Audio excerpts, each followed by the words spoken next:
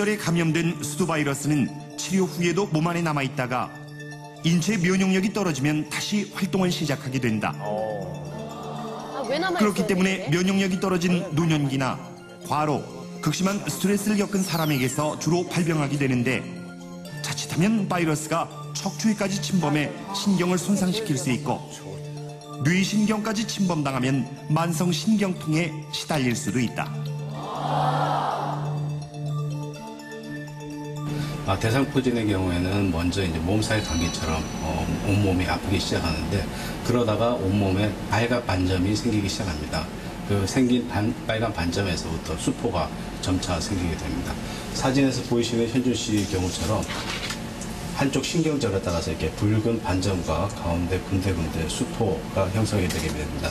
여기 보시는 것처럼 이렇게 그 다무 결린 것처럼 오해를 하시고 파스를 붙이시면서 지내시는 경우가 많은데 이러다 보면 적절한 치료 시기를 놓쳐서 치료가 어렵게 되는 경우가 많습니다. 이 가슴 부위나 등 부위가 가장 많이 생기는 부위 중에 하나입니다. 하지만 이렇게 대중에 아주 심한 증상을 호소하는 분들도 생기게 될 수가 있고요. 얼굴처럼 아주 심한 경우가 있을 수도 있습니다. 대상포진에 걸리게 되면 통증을 호소하는 경우가 많은데요. 통증은 아주 경험 정도부터 아주 심한 정도까지 다양하게 나타날 수가 있습니다. 아주 경한 정도는 그냥 가려움증을 느끼거나 담이 결린 것처럼 약간 아프고 많은 정도가 있을 수가 있지만 특히나 나이가 드신 분들 같은 경우에는 생사를 쥐어 뜯는 정도의 아주 극심한 통증을 호소하는 경우가 많습니다. 국민건강보험공단에 따르면 대상포진 환자 수는 2002년 22만 명에서 2007년 37만 명으로 5년 사이 무려 65%나 늘었다고 하는데 그렇다면 대상포진이 폭발적으로 증가한 이유는 무엇일까? 평균 수명이 연장됨에 따라서 노인 인구가 많아지게 되고 그 입시라든지 또는 그 취업에 대한 고민으로 인해서 젊은 연령층에서도 크나큰 스트레스를 받게 됩니다. 뿐만 아니라 최근에는 그 여러 가지 각종 질환들, 그다음에 당뇨병과 같은 그런 만성 질환이라든지 후천성 면역 결핍증과 같은 그런 질환에 대해서도 많이 발생하기 때문에 이에 의해서 대상포진 환자가 점점 더 늘어난다고 볼 수가 있습니다.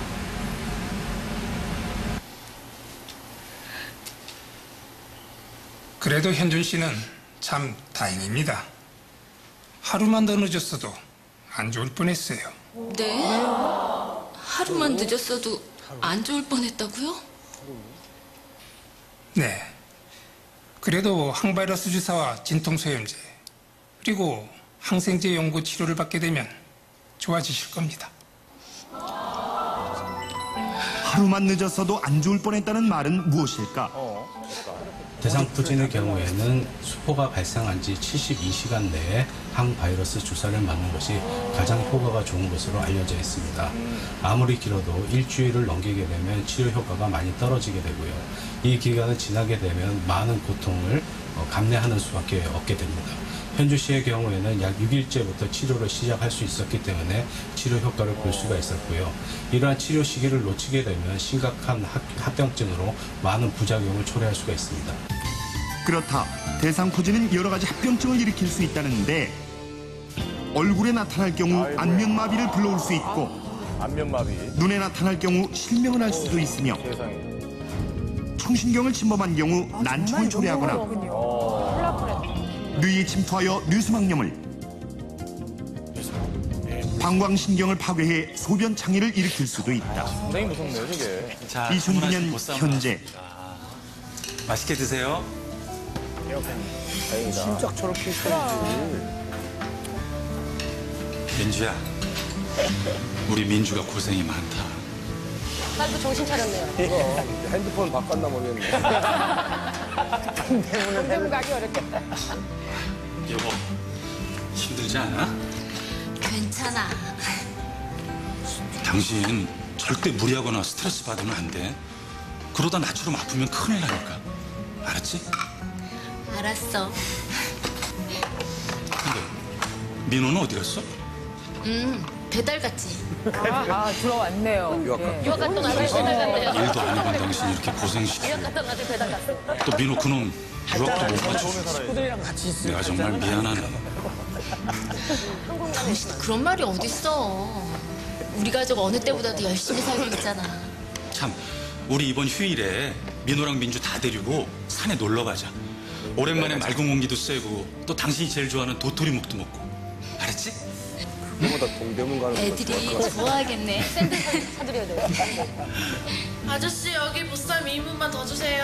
아, 예, 금방 갑니다. 현준 씨는 온 가족이 함께 식당을 운영하며 건강하고 행복하게 살고 있다. 대상포진이라는 것은 수두를 알았던 사람들이라면 누구든지 걸릴 수가 있는 질환입니다. 즉 우리나라 대다수의 국민들이 한 번쯤은 걸릴 수가 있다는 얘기인데요.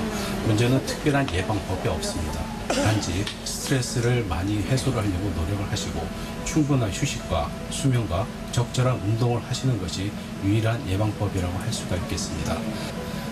대상포진이 나타나게 되면 처음에는 통증으로 시작하지만 결국은 수포가 되고 심각한 합병증이 나타날 수가 있습니다. 따라서 통증을 느끼는 단계에서는 개개인이 알아차리기 힘들지만 수포가 발생하기 시작한다면 늦기 전에 빨리 병원에 가셔서 항바이러스 치료를 받는 것이 더 심한 합병증을 줄이는 데 큰 도움이 될 수 있을 것입니다. 네.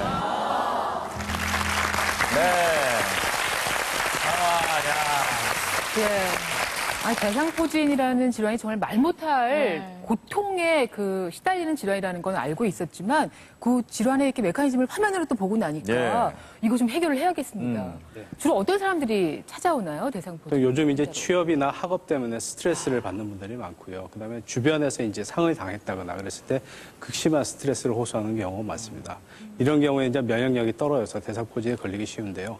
뿐만 아니라 요즘에는 이제 암이라든지 그다음에 각종 질환들 때문에 면역력이 전체적으로 떨어지시는 분들이 많아서 대상포진이 정상적인 사람들한테 생긴다면 혹시 이런 질환이 있지 않은지 그런 것쯤도 이제 한 번쯤 살펴보기도 합니다. 네. 근데 저도 사실 얼마 전에 그 고열이랑 감기 증상인 줄 알고 굉장히 크게 아픈 적이 있었잖아요. 근데 알고 보니까 신우신염이었거든요. 그러니까 감기랑 대상포진이랑 이렇게 구분할 수 있는 방법이 있나요?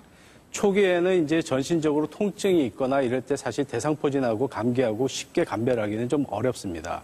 근데 감기는 그야말로 전신적인 통증이 있고 콧물 나고 목도 아프고 이런 증상이 생기는데 반해서 대상포진 같은 경우에는 그런 증상이 하루나 이틀 정도 간 다음에 어느 한 부위가 집중적으로 아프게 됩니다. 신경을 따라서 한쪽만 나오기 때문에 한 부위만, 보통 부위로 볼 때 한 손바닥 하나 이상 넘어가지는 않거든요. 그래서 손바닥 하나 정도의 국한된 부위에만 통증이 심하게 나타나거나 그 부위만 가려움증이 나타날 때 그때는 의심을 해보실 수가 있고요. 그 이후가 한 3, 4일 정도 지나게 되면 그 부위가 빨갛게 변하면서 물집이 잡히게 됩니다. 그렇게 완전히 변하고 나면 이거는 쉽게 우리가 알아챌 수가 있죠.